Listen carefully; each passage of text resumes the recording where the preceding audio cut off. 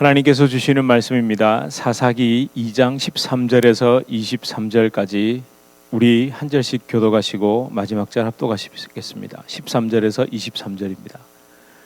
곧 그들이 여호와를 버리고 바알과 아스타롯을 섬겼으므로 여호와께서 이스라엘에게 진노하사 노략하는 자의 손에 넘겨주사 그들이 노략을 당하게 하시며 또 주위에 있는 모든 대적의 손에 팔아 넘기심에 그들이 다시는 대적을 당하지 못하였으며 그들이 어디로 가든지 여호와의 손이 그들에게 재앙을 내리시니 곧 여호와께서 말씀하신 것과 같고 여호와께서 그들에게 맹세하신 것과 같아서 그들의 괴로움이 심하였더라.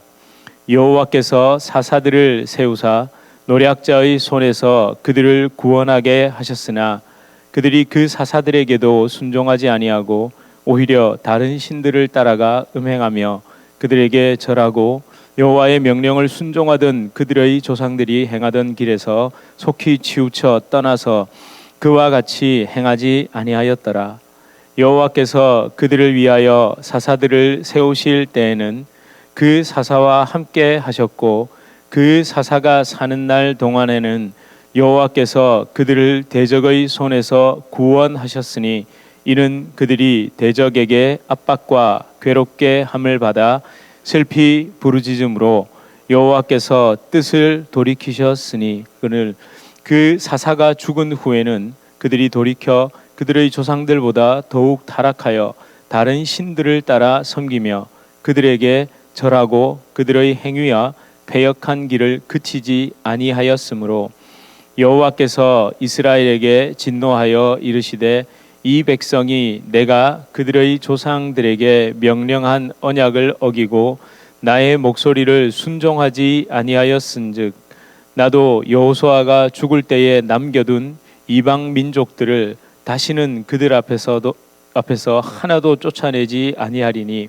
이는 이스라엘이 그들의 조상들이 지킨 것 같이 나 여호와의 도를 지켜 행하나 아니하나 그들을 시험하려 함이라 하시니라.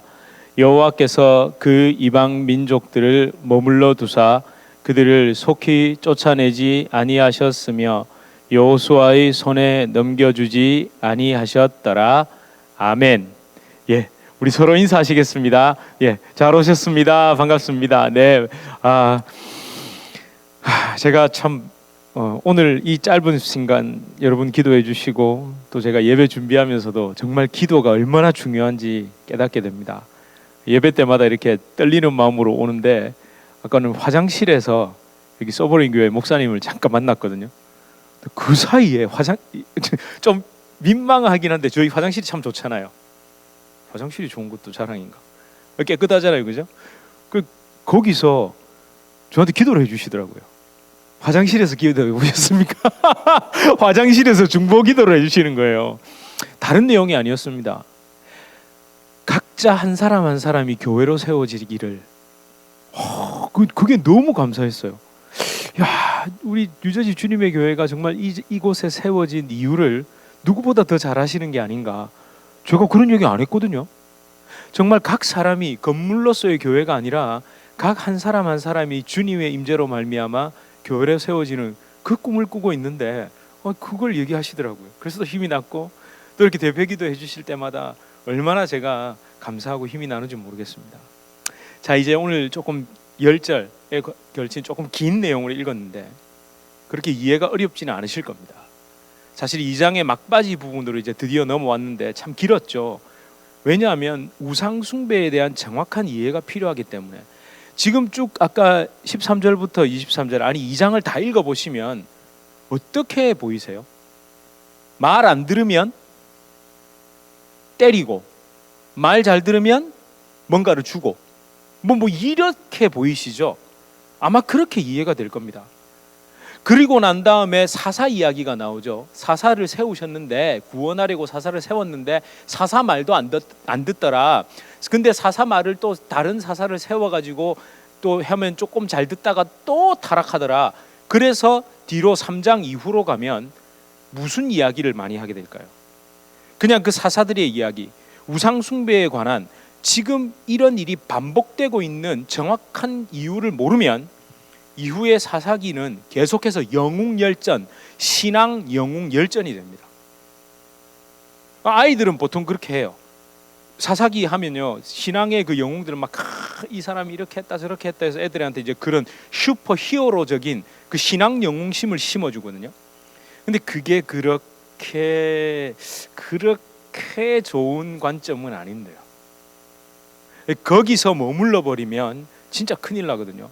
왜 그러냐면 다른 신화에도 신화적인 영웅들이 등장하죠. 아닙니까? 등장합니다. 혹시 그리스 로마 신화 읽어보셨습니까? 사실은 약 3부 정도로 이어지는데요. 첫 번째는 뭘까요? 완전히 신들의 이야기입니다. 근데 그 다음에 이어지는 건 뭐냐면 이제 반인 반신이 나옵니다. 신과 인간이 결혼해가지고 이게 신도 아니고 인간도 아니고 그런 능력이 있는 사람들로 해서 마지막 그 반인 반신이 누구냐면 그 유명한 아킬레우스입니다. 아킬레우스가 죽고 난 다음부터는 이제 그 이야기가 신의 이야기에서 하늘의 이야기에서 이로 땅의 이야기로 와서 인간 세상 이야기가 막 펼쳐지거든요. 그런 식으로 이해합니다. 성경도 그렇게 이해한다니까요. 뭔가 신화적인, 그러니까 하나님의 뭔가 이렇게 막 뭔가 신비한 능력을 가진 이런 사사가 나와가지고 막 그들을 구원하였더라. 그러면 끊임없이 우리는 뭘 추구하게 될까요? 어떤 사람으로서 특별하게 뭔가 영적인 지목을 받은 그런 존재들. 그래서 나중에 지금은 어디로 이제 흘러갑니까? 목회자를 신격화하죠. 우상화하죠. 아닌가요? 많이들 그렇게 하고 있는데요. 우리 그렇게 하고 있다니까요. 자기도 모르게 그렇게 하고 있다니까요. 우리도 모르게 그렇게 하고 있습니다. 우리가 제대로 이 사사기를 이해하지 않으면, 그러니까 언약, 하나님의 약속, 베리트라는 그 단어, 언약을 통해 대속의 은혜를 베푸시는 사랑의 하나님, 생명의 하나님, 아버지 하나님, 이렇게 이해를 하지 못하고 결국 우리는 당근과 채찍을 가지고 우리를 조련하시는 하나님이죠. 아주 까다로운 조건을 다 걸어두고 요거를 안 지키면 큰일 날 줄 알아 이러면서 어떤 하나님, 두려운 신적 존재로 이해하게 되고, 심지어 어떻게 아주 최고의 능력을 가졌죠. 하나님이 최고의 신이죠. 신 중의 신 아닙니까? 만왕의 왕 아니십니까? 그 최고의 능력을 가지셨지만 성격은 좀 어떠세요? 까다롭잖아요. 아니 아까 읽어보신 거 좀 약간 까칠하지 않으세요? 저희 집에서 제가 어떤 아버지일까요? 맞습니다. 까칠한 아버지입니다. 근데 말을 왜 못하는 줄 아세요? 저희 집 사람이나 아이들이 저한테 그래도 제가 뭐라고 하면 절대 말 못하거든요. 저는 잔소리를 할 때, 제가 요 잔소리를 했을 때 공격 당할 걸 미리 다 방어해놓고 합니다. 그러니까 예를 들어 집을 좀 안 치워놨잖아요. 제가 미리 싹 치워놓고 분위기를 딱 잡고 시작합니다. 더러운데 치워라가 아니라 제가 다 해놓고 그러면 해놨으니까 뭐라고 그러겠어요. 제가 뭐라고 하든지 말든지. 아주 그죠. 하나님 그런 신이십니까? 하나님 그런 분인가요? 아닙니다. 우린 자꾸 오해합니다. 자, 그러면 오늘 읽으신 말씀 그 중에서도 14절에서 그 15절, 14절 15절, 13절에서 14절 15절 넘어갈 때 14절 15절의 원인이 뭐라고요? 바알과 아스타로스 섬기니까 14절에서 15절, 그러니까 진노하시고 넘겨주시고 노략당하게 하시고 심지어 팔아넘기신대요. 뭐 이렇죠? 그리고 15절은 더 충격 아닙니까? 어디로 가든지 무슨 여호와의 손이 그들에게 뭘 내린답니까? 재앙을 내린다고 돼 있잖아요. 아니 진짜 이대로 하나님을 이해하고 받아들여야 됩니까? 두렵지 않으세요? 두렵지 않으세요? 안 무서우세요? 요즘은 그런 거 무섭지도 않나 하더라고요. 네. 무섭기라도 좀 하면 좋은데, 이제는 그래도 옛날에 우리 어르신 세대 때는 그런 하나님이 무서워서라도 두려워서라도 신앙생활 열심히 했는데, 요즘은 또 그렇지도 않아요. 자기 마음대로 해석한 사랑의 하나님이 하나님 다 해주실 거야 또 이러고 앉아 있고요. 아닙니다. 사실 이런 말씀을 글자 그대로 받아들이는 것은 참 위험합니다. 인간의 이성과 경험으로 이해했기 때문에, 그랬기 때문에 사실 오해를 낳은 거죠. 죄성을 가지고 있는 인간의 수준에서 말씀을 이해한 게 문제입니다.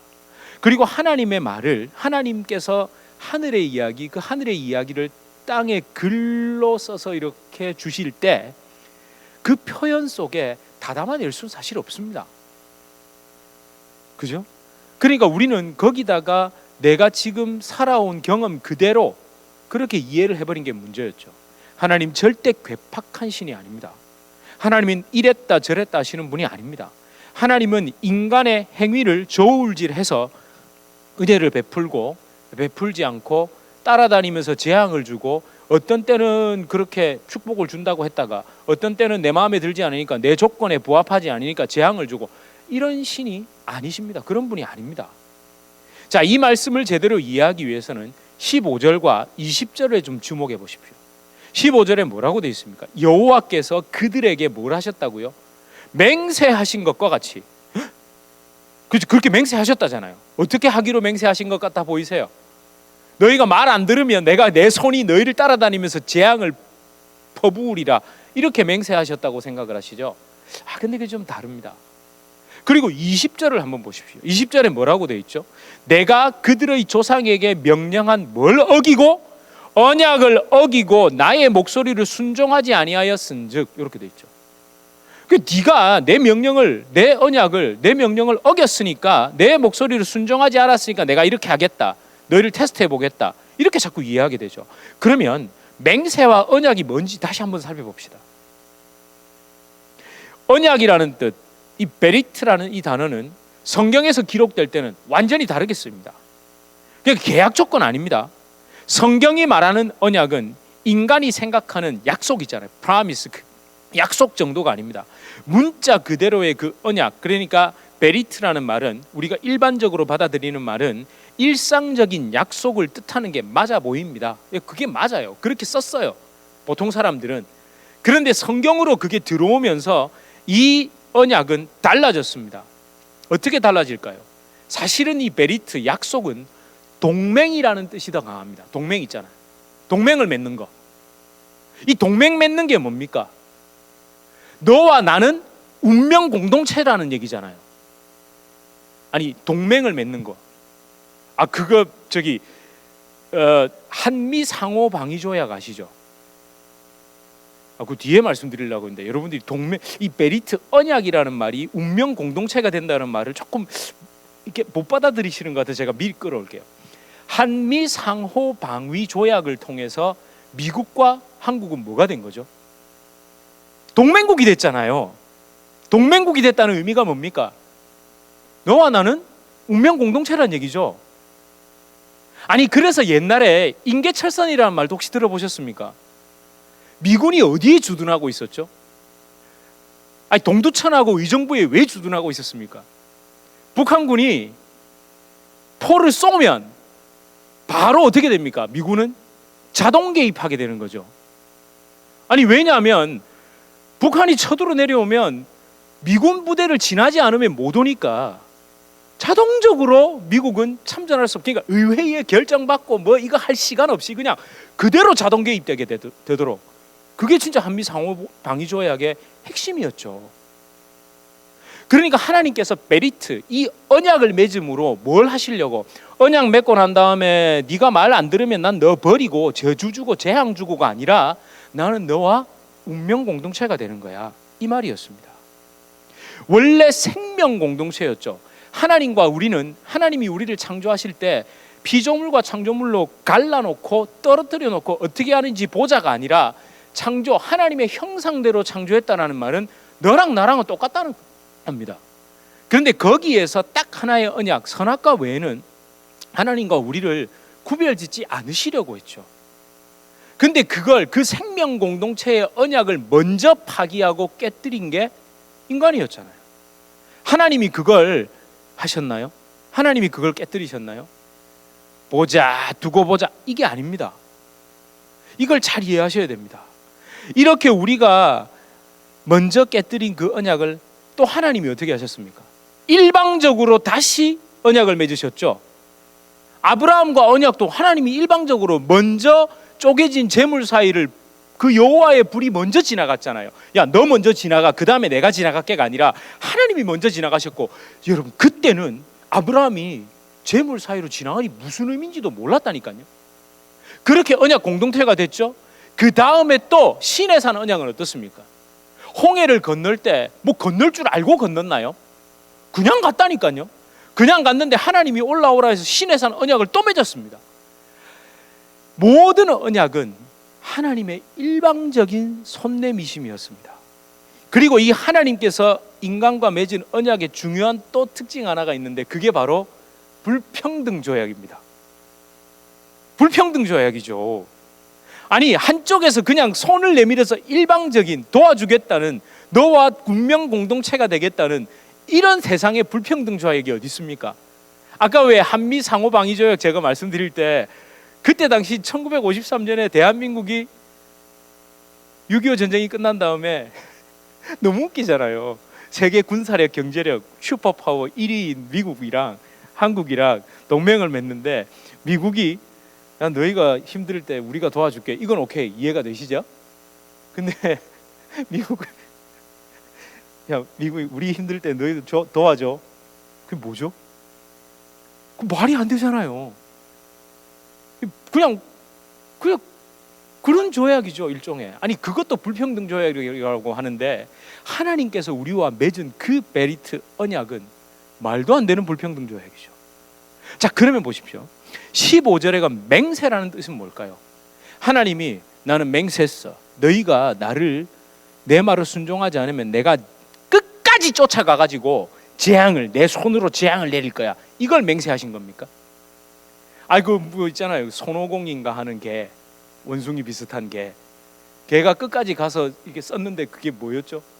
뭐 부처님 손바닥 아니다, 뭐 이런 얘기 들어보셨죠? 아, 그 기억 안 나세요?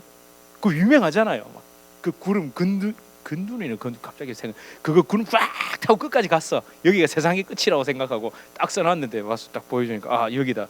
너 그 아니다. 못 벗어난다. 뭐 이런 건가요? 하나님 손은 절대로 못 벗어난다. 뭐 이런 의미일까요? 그것도 맞습니다만 이 샤바라는 이 단어, 맹세라는 단어는 우리가 아는 선서합니다. 이것도 있지만 언약을 만들다라는 뜻입니다. 내가 약속을 만들고 언약을 만들었다. 어떤 언약? 끝까지 너에게 내가 대속의 은혜를 베풀 것이고 그 은혜 안에 있으면 나는 너와 함께 영원히 생명의 공동체가 될 것이라는 그 언약을 맺으신 겁니다. 맹세했다는 말은 막 두고 보자, 막 떠나기만 하면 내가 가만히 안 둘 거다. 이 언약이 아니라 정말 그 생명의 공동체 언약을 만든 그 메리트를 만드신 겁니다. 결국 그러면 15절을 다시 얘기해 보면 여호와께서 그들에게 언약을 만드신 것과 같아서 그들의 괴로움이 더 심하였더라 라고 되어 있지만 이걸 설명을 더해 보면 여호와께서 그들에게 언약을 떠나지 말아라, 대속의 은혜 언약 안에 있어라, 그렇지 않으면 너희는 멸망길로 갈 뿐이다. 근데 그 멸망길을 하나님이 밀어 넣으셨나요? 나는 가기 싫어요 하는데 밀어 넣으셨나요? 아니면 자기들이 스스로 걸어간 길인가요? 스스로 걸어간 길이죠. 하나님은 그 스스로 걸어가고 있는 그들에게 제발 어디로? 언약 안으로 들어와라. 언약에 붙들려 있어라. 그렇지 않으면 너희의 괴로움이 더 심해진다. 이 말을 하신 건데 우리는 어이구야, 하나님 무섭네. 하나님 떠나면 하나님의 그 재앙의 손길이 우리를 끝까지 따라다닐 거야. 이렇게 이해를 해버리는 거예요. 자, 그러면 이 맹세와 언약이 왜 필요할까요? 아니, 약속은 그런 약속도 없었으면 좋겠죠. 그런 것도 없었으면 좋겠잖아요. 그냥 무조건 다 은혜를 베풀어주고 무조건 다 사랑해 주시면 너무 좋지 않을까요? 그건 아닙니다. 그거 우리 너무 심하잖아요. 그런 게 어디 있습니까? 아니요. 범죄한 인간의 구원은 무조건이 아닙니다. 하나님의 무조건적인 사랑, 이걸 착각하면 안 됩니다. 조건이 있습니다. 어떤 조건입니까? 대속의 은혜라는 조건이 있습니다. 그 대신 제물을 드려짐의 조건. 그런데 그 대신 제물을 드리는 게 내 주머니에서 나간 게 아니죠. 값없는 조건이잖아요. 조건인데 값없는 조건이죠. 그러면 이러실 수도 있습니다. 어떤 분은 구약에서는 동물의 제사를, 그러니까 내가 죄를 지었는데 이 동물을 대신 드림으로 죄가 사해지는 거잖아요. 그 대속의 은혜를 그 예표적으로 보여준 거잖아요. 그럼 이 동물은 누가 산 겁니까? 누가 가져온 겁니까? 내가 가져왔으니까 내가 낸 거 아니야? 아니, 그렇게 따지고 들으면 안 되고. 아니, 생각을 해보세요. 죄의 결과는 죽음인데 죽는 거 대신에 한 1,000만 불 내놓으라 그러면 내놓으시겠으면 안 내놓으시겠습니까? 아니, 돈이 있으면. 없으면 못 내놓고 뭐 죽어야겠죠. 에? 아니, 내 목숨 대신에 한 100만 불 내놓으라면 내놔야죠. 아니, 그거 어떻게 바꿉니까? 그렇게 따지는 게 아니라 하나님께서 그러니까 그 돈을 대신 제물을 드림으로 언약 안에 붙들려 있는 걸 결국에는 구약에서는 예표적으로 보여줬고, 그걸 완성하신 분이 누굽니까? 예수님이죠. 예수님께서 값없이 대신 드려짐으로 그 모든 게 사해졌고 우리는 거기에 붙들림 바 되어 있는 거예요. 그렇게 대속의 은혜 안에 있는 겁니다. 대속의 은혜를 붙드는 것 외에는 방법이 없는 거죠. 그게 유일한 방법입니다. 사실은 유일한 방법이라는 말은 조건이라는 단어를 쓸 수 있을까요? 없을까요? 없습니다. 유일한 방법일 때는 조건이 붙지 않습니다. 그래서 조건이 붙지 않기 때문에 진리가 되는 거죠. 1 더하기 1은 2에 무슨 조건이 있습니까? 없잖아요. 그게 정답이고 진리가 되는 거죠. 대속의 은혜 안에 붙들림 바 되지 않으면, 그 언약 안에 있지 않으면, 십자가 언약 안에 있지 않으면 우리는 하나님과 생명의 공동체가 될 수 없다라는 건 조건인데 조건이 아니죠. 그러니까 진리가 되는 겁니다. 우리 정말 조심해야 됩니다. 언약, 그러니까 대속의 은혜를 통한 언약, 십자가 언약을 조건으로 이해해서는 안 됩니다. 지금까지 그렇게 오해하고 착각했기 때문에 문제가 발생한 거죠. 십자가 언약, 십자가 복음에 대한 오해와 착각은 인간 내면의 그 죄성에서 발생하는 부정적인 영적 동기, 모티베이션이죠. 그렇게 신앙생활하게 만든. 그러니까 언약을 착각하면, 약속을 착각하면 하나님이 이렇게 잘하면 들어주시고 잘 안 하면 저주 주시고, 이런 식으로 자꾸 언약을 조건부로 자꾸 생각을 하면 우리 안에는 뭐가 발동하느냐? 부정적인 영적인 동기, 네거티브한 영적 그 모티베이션이 이렇게 움직인다니까요. 그게 대표적인 게 뭘까요?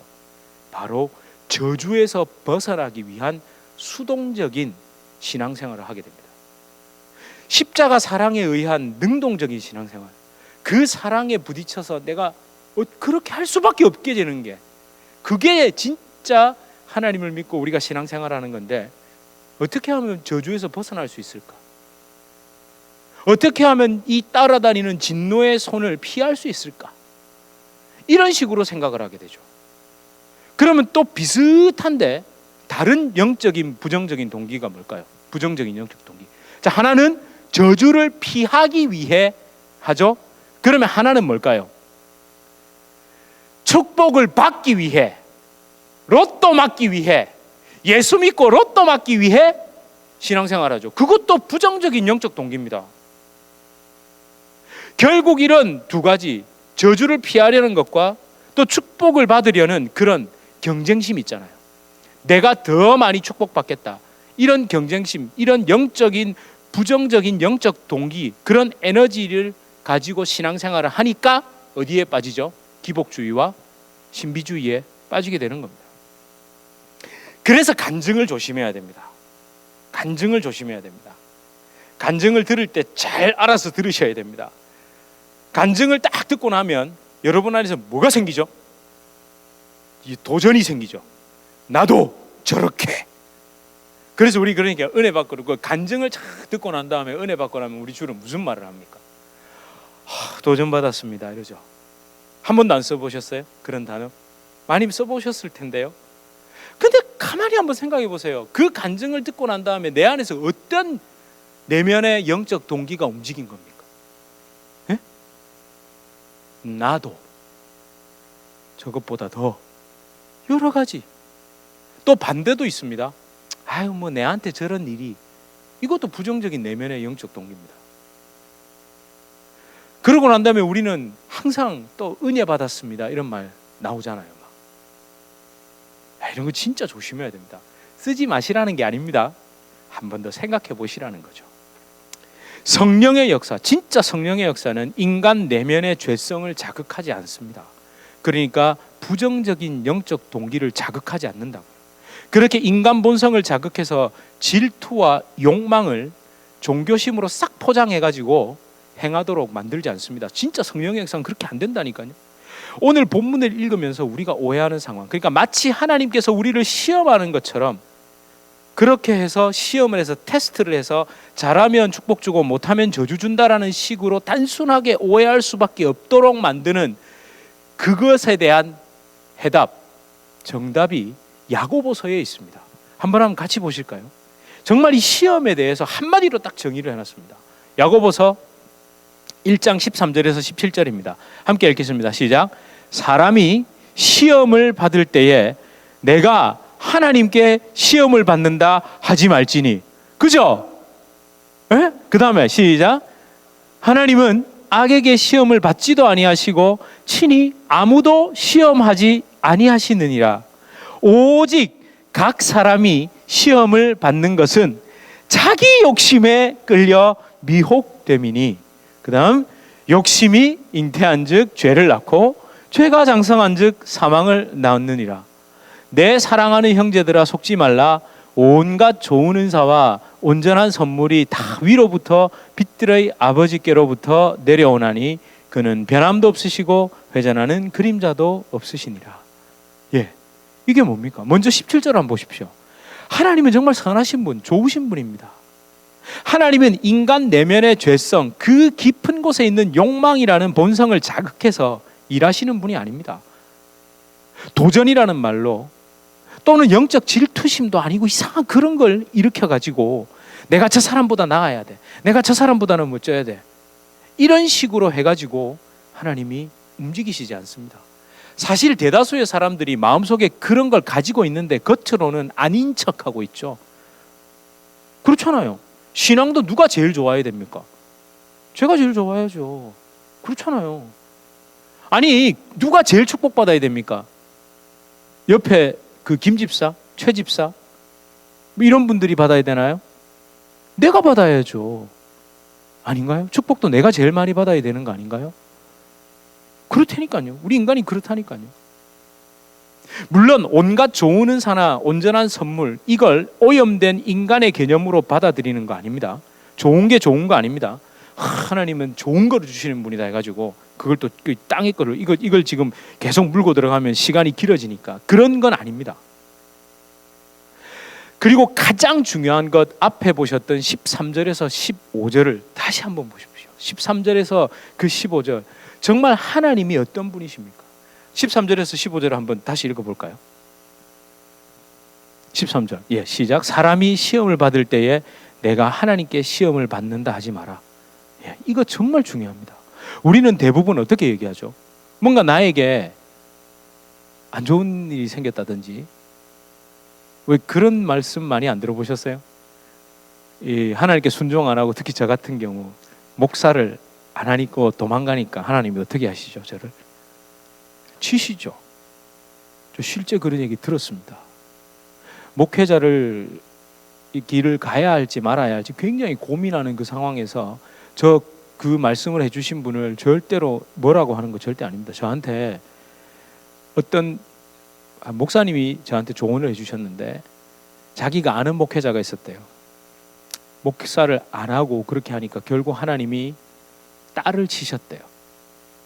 그래서 그 딸이 굉장히 큰 사고를 당했고, 그 나중에 이제 좀 장애도 오고 막 그런 식으로 됐는데, 결국 이제 늦게나마 목회자의 길을 갔는데 그 딸이 뭐 이제는 아빠를 이해한다 뭐 그렇게 했대요.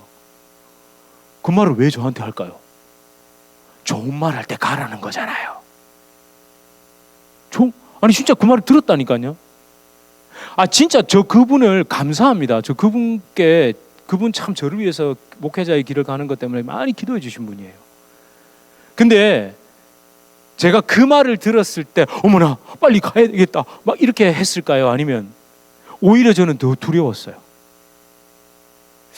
진짜 내가 하나님 정말 그런 분인가? 왜냐하면 이미 그 전부터 그 얘기를 많이 들었거든요. 제가 아버지와 관련된 그 모든 게 하나님이 다 저를 쓰시려고 뭐 이런 얘기를 너무 많이 들었거든요. 그러면 저는 기승전 그쪽으로 연결되는 거예요. 그럼 우리 아버지를 그렇게 한 것도 그럼 하나님이 뭐 나를 쓰기 뭐지? 막 저는 그 혼란 속에서 어떻게 할 수가 없더라고요. 하나님 그렇게 일하시는 분이 아니었습니다. 저는 사실 지금 이 간증이 아니라 이걸 상세히 말씀은 안 드릴게요. 저는 그 두려움이 아니라 하나님이 저를 사랑으로 이끄시는 그 사랑에 녹은 거지, 그 두려워서 딸이 어떻게 될까 봐. 근데 그때는 딸이 아직 안 태어났는데 그때 그 상황에서는 그래서 간 건 아닙니다. 하나님은 그렇게 이끄시는 분이 아닙니다. 그러니까 함정을 파놓고 딱 기다리다가 꼼수 있죠. 딱 기다리다가 탁 걸려들기를 기다리시는 분이 아니라고요. 함정을 피하라고 일러주시는 분이죠. 그리로 가면 그 함정에 빠진다.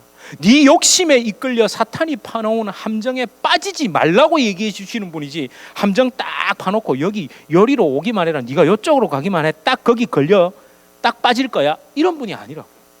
오히려 내가 내 욕심과 내 그 죄성에 이끌려 그리로 가서 함정에 빠지면 우리 주님은 그 함정에 같이 들어와서 나를 건져주시는 분 아닙니까? 왜 우리는 자꾸 그렇게 착각할까요? 결국 이 말씀대로라면 가장 어리석은 신앙의 태도는 무엇일까요? 가장 안 된 사람이죠. 좋으신 하나님의 그 한량없는 선하심을 깨닫지 못하는 사람은 바로 지옥 갈까봐 무서워서 예수 믿는 사람, 거기에서 계속 머물러 있는 사람, 저주를 피하려고 교회 다니는 사람, 어떻게든 축복 한번 받아보려고 예수 믿는 사람, 사실은 굉장히 역설적인 이야기죠. 대부분 그렇게 시작하는데 거기에서 멈추지 말고 십자가 그 언약 안에 있는 놀라운 사랑, 그 선하심, 하나님의 은혜 안으로 들어가야죠.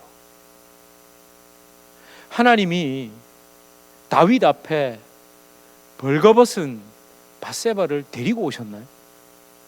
요노무 자식이 왕이 되더니만 정신을 못 차리네, 한번 테스트 한번 해볼까? 이러신 건가요?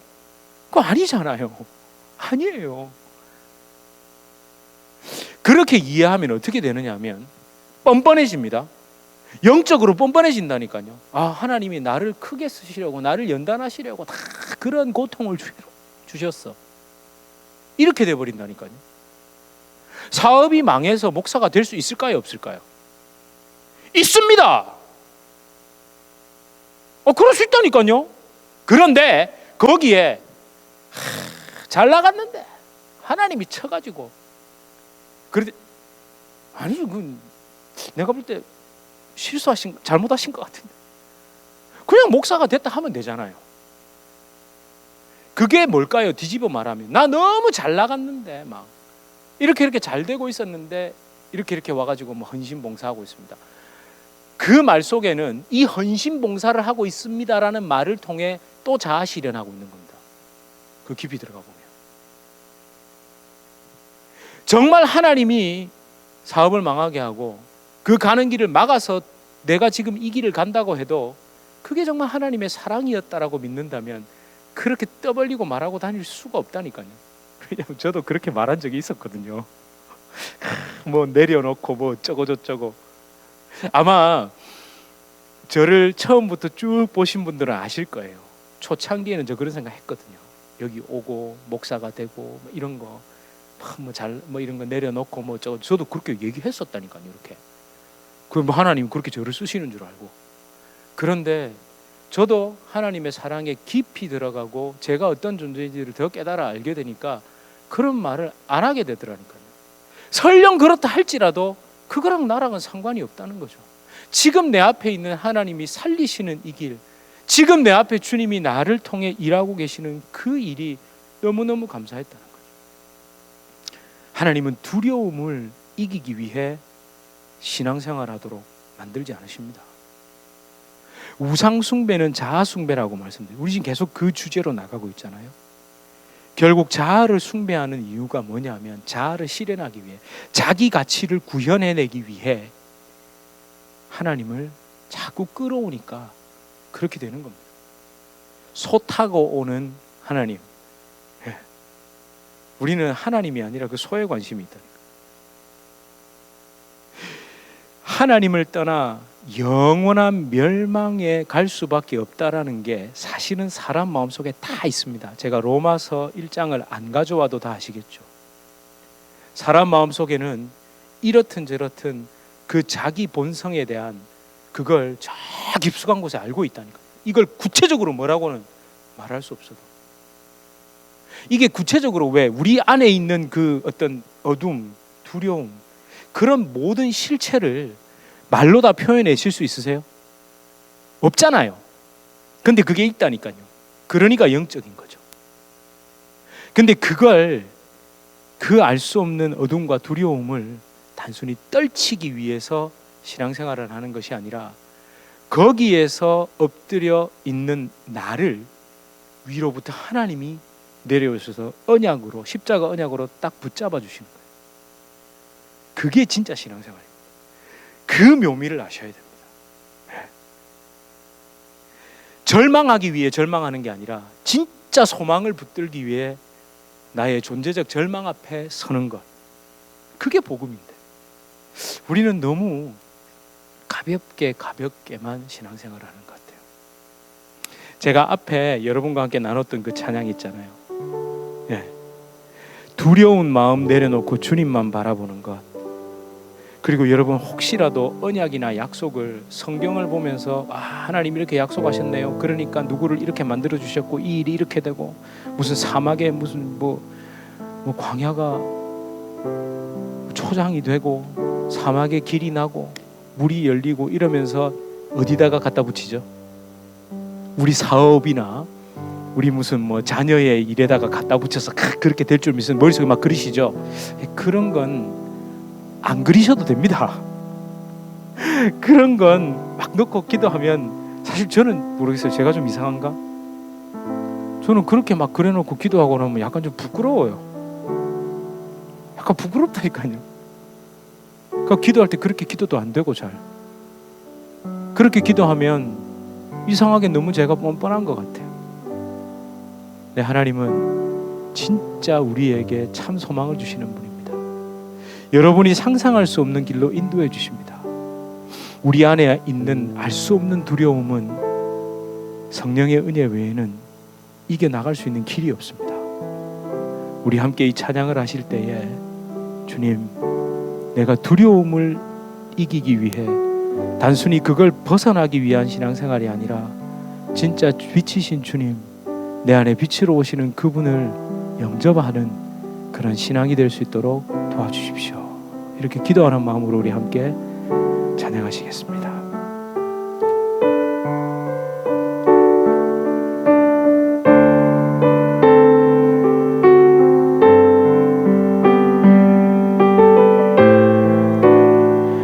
나의 주님께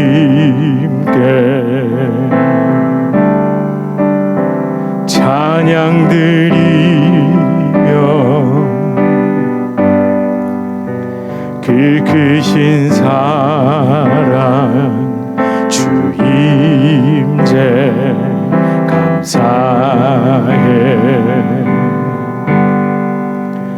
어둠 속에 찾아오셔서 주님의 영광 하시네. 의심하는 나를 손 내밀어 잡아주시네. 두려운 맘 내려놓고 주 바라봅니다.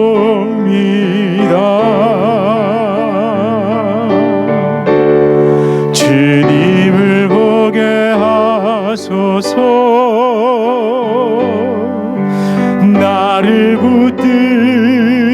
주옵소서. 내 뜻과 내 생각 내려놓고 주님 앞에 나 엎드려 주의 음성 기다리니 나를 부르실 때 믿음으로 걸어가리. 우리의 인생의 삶을 걷다 보면 분명 내가 무엇 때문에 두려워하고 있는지를 아는 두려움도 있고 내가 무엇 때문에 두려워하고 있는지 모르는 두려움도 있습니다.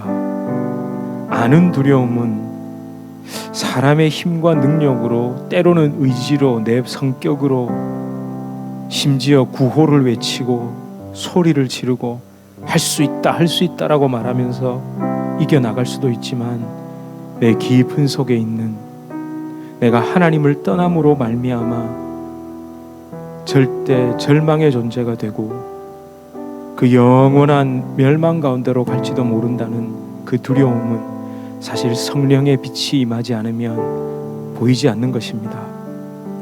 그런데 그것을 봤다고 해서 그걸 인간이 헤쳐나갈 수 있는 것도 아닙니다. 그걸 봄과 동시에 위로부터 하나님의 언약의 손길, 십자가 언약, 그 안에 있는 놀라운 생명 공동체에 대한 약속이 우리에게 임하는 줄 믿습니다. 붙잡아야 합니다. 아니, 주님이 먼저 붙잡으셨고 우리를 생명 공동체로 품어주고 계시는 줄 믿고 나아갑시다. 주님, 우리 안에 있는 그 모든 어두움과 두려움이 주님의 빛으로 사라지게 될 줄 믿습니다. 우리 이렇게 함께 기도하시겠습니다. 하나님, 내가 생각하는 이 땅에서 이렇게 될까 저렇게 될까라는 두려움은 진짜 두려움이 아닙니다. 주님, 내 안에 있는 그 두려움은 사실은 나도 알지 못했던 두려움입니다. 주여, 나를 긍휼히 여겨 주시옵소서. 주여, 내가 정말 내 욕심에 넘어지지 않게 하시고 내 본성에 걸려 넘어지지 않게 하셔서 주여, 나를 주의 빛으로 주의 십자가 언약을 이끌어 주시옵소서. 나를 생명 공동체로 부어주신 그 언약이, 하나님의 그 언약이 나를 붙잡고 계신다. 주님 도와주시고 하나님, 주님 믿음으로 걸어갈 수 있는 이 시간이 되게 하여 주시옵소서. 하나님, 내 온 전인격을 주님 앞에 내려놓사 주님 도와주시고 주님 인도하여 주시옵소서. 하나님, 감사합니다. 아버지 하나님, 모든 인간은 근본적으로 이러저러한 두려움을 이기기 위해 종교 행위를 합니다. 내 앞에 알지 못하는 그 불확실한 미래를 확실하게 걸어가고 싶어 종교 행위를 하고 심지어 무속 행위도 합니다. 그런데 예수님의 십자가 언약은 그런 수준의 것을 말하는 것이 아닙니다. 내가 인식하고 있는 두려움보다 내 본성 가운데 정말 성령께서 비춰주시지 않으면 깨달을 수 없는 인간의 그 절대 절망, 그것을 빛으로 비추심과 동시에 소망으로 바꿔주시는 그 은혜입니다. 하나님, 제발 그 십자가의 언약, 생명 공동체, 그 안에서 생명 공동체로 부르시는 부름을 우리 스스로 평가절하하지 않게 하여 주시옵소서. 우리 스스로 너무 값싼 것으로, 너무 쉬운 것으로 생각하지 않도록 하나님, 우리를 붙잡아 주시옵소서. 주님, 그 모든 내가 깨닫지도 못하고 인식하지도 못하는 두려움까지도 주의 빛으로 비추어 주실 줄 믿고 이제 한 주간의 삶, 또 내 일생 남은 일생의 삶을 믿음으로 걸어가게 하여 주시옵소서. 예수 그리스도의 이름으로 간절히 기도드립니다. 아멘.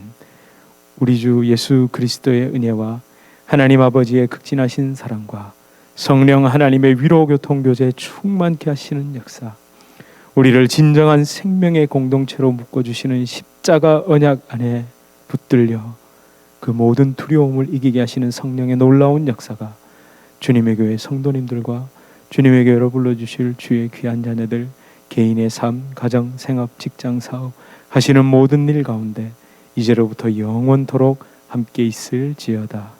아멘.